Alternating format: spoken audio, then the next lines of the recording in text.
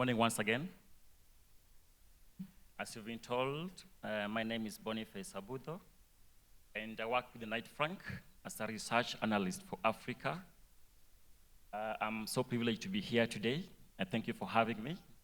So today, I will take you through some of the key asset classes we have in Dynamic Frontiers, and these have been lifted from one of our publications we call the Africa Report. You can read more of this from the publication. It's available on our website. You can check it out on www.knightfrank.com/Africa Report. So I'll divide my presentation into 4 major segments representing the 4 asset classes I'm going to talk about. That is the offices market, the residential market, as well as the retail and industrial sectors.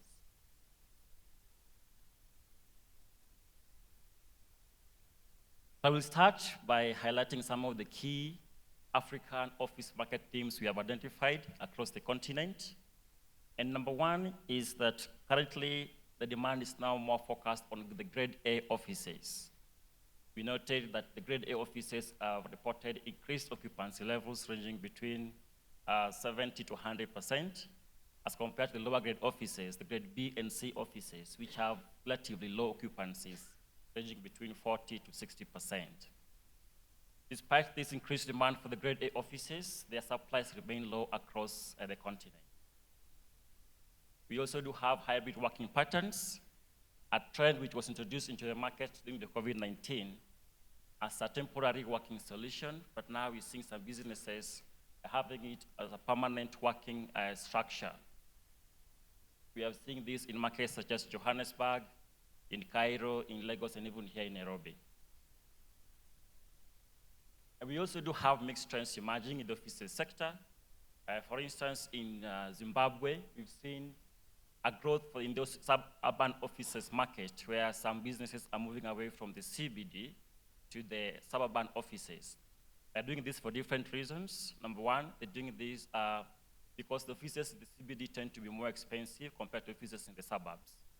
Some are also moving away from the CBD because the offices in this CBD has their own issues to do with parking, congestion, etc., etc. And then in some markets such as Johannesburg, we also noted office conversions whereby landlords are converting their old office spaces to other uses such as hotels to ensure that they have some increased occupancy levels. They're doing this because of supply issues that we have identified, especially for the lower grade offices. So for the office market outlook, we feel that generally it's going to remain largely a tenant's market because of oversupply. And as I mentioned, don't mistake me, oversupply here I'm referring to oversupply with regards to lower grade offices, grade B and grade C offices.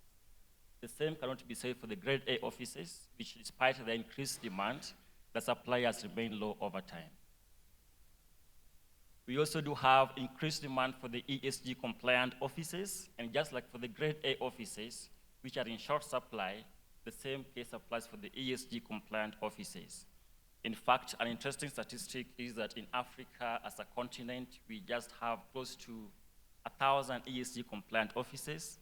The majority of these, close to over 70%, are in South Africa alone. So that gives you a picture of how much we are behind when it comes to having ESG compliant offices. On a positive note, the prime rates are starting to recover, majorly because of expatriates who are coming back into the continent. We know that COVID-19 situation forced many of them to leave the continent back to their home countries.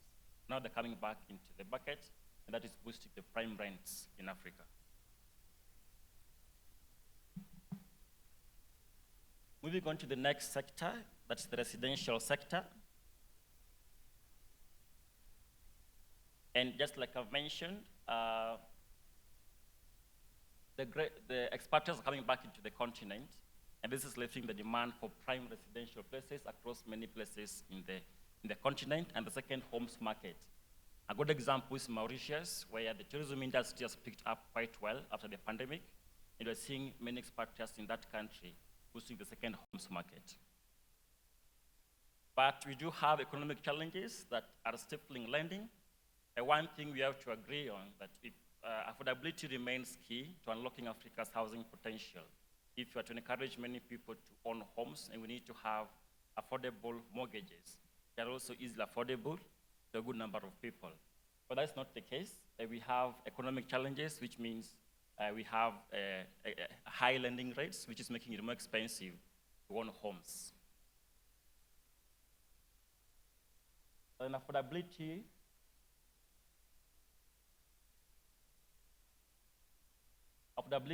affordable housing demand continues to be on the rise. Despite government's efforts to try to boost this segment, we are seeing that they're failing to meet the required demand. I can give an example of Kenya, where the demand for affordable housing per year is close to 250,000 units. But what we have currently is about 50,000 units on an annual basis. So that leaves a deficit of close to 80%. And even despite the previous government's efforts to at least work on the affordable housing program, which was aimed at constructing almost 500,000 units on an annual basis by the end of last year, we only managed to construct less than 10% of these units. So that tells you again that we are falling behind in meeting the demand for the affordable housing options. Moving on to residential market outlook. As I've mentioned, affordable housing demand is likely going to intensify because the supplies remain low over time. And just like for the grade A office, the ESG compliant offices, the same applies for the residential space, where there's more demand for ESG compliant residential developments. Then we do have opportunity in alternative residential, for instance, the purpose-built students accommodation. Africa is one of the fastest growing continents globally, and majority of this population consists of the young people in colleges and universities. These people need accommodation, so there's an opportunity in that regard.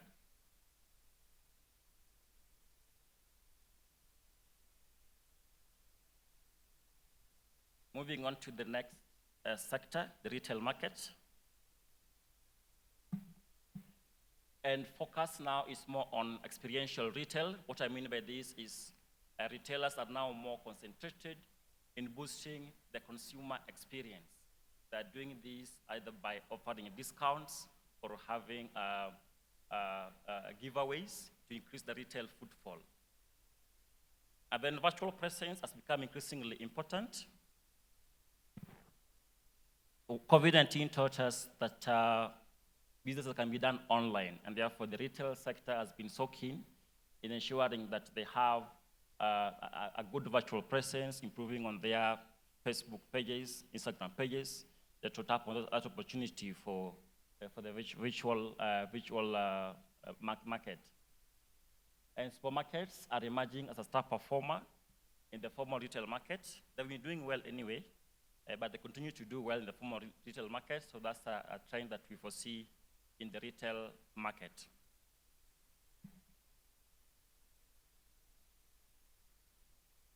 So for the retail market outlook,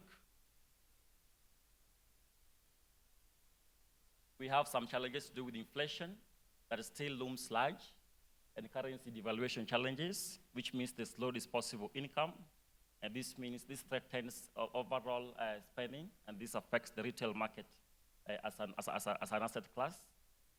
But on a positive note, we do have international retailers that are eyeing opportunities available in the retail market.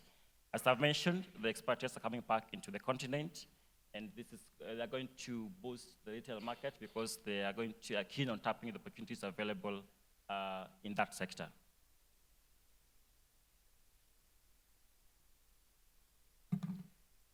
And we have the industrial sector as the next asset class.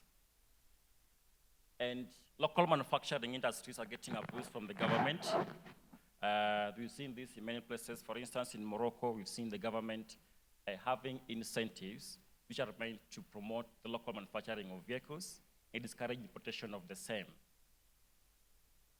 In other places like Kampala, we've seen the government has announced plans to boost the Kampala Industrial Business Park by over 4 million square meters.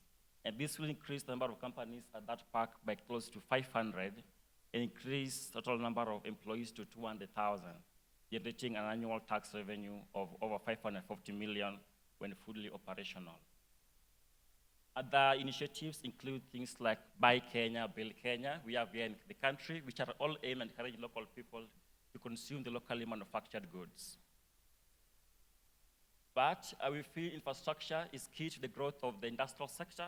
When I talk about infrastructure, I mean infrastructure in terms of roads, infrastructure in terms of energy, infrastructure in terms of water.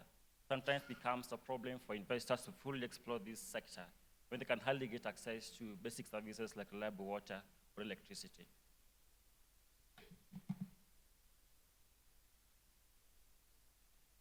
And the industrial market outlook, we feel that the government support to boost the sector is going to continue because the government has realized the importance that manufacturing is placed with regards to creating employment opportunities, like I've mentioned for the case of Uganda, driving technological innovation, and generating more economic activity as compared to any other sector.